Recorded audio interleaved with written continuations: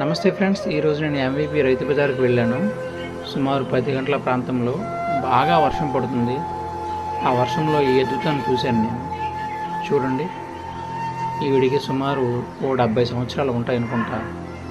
రైతు బజార్లో ఉండే ప్రతి షాప్కి తిరిగి ఈ వర్షంలో కూడా తను ఎక్కడా రెస్ట్ తీసుకోకుండా, తన జీవితాన్ని ఇంకొకరిపై ఆధారపడకుండా తాను తయారు చేసుకున్నటువంటి ఆహారాన్ని, అంటే ఉప్మాని తయారు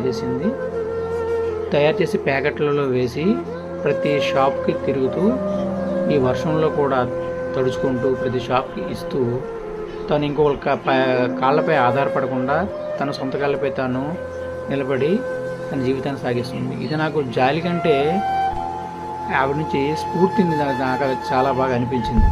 స్ఫూర్తి పొందాను. మీరు దీనిపైన ఏమనుకుంటున్నారో మీ కామెంట్ రూపంలో తెలియజేయండి.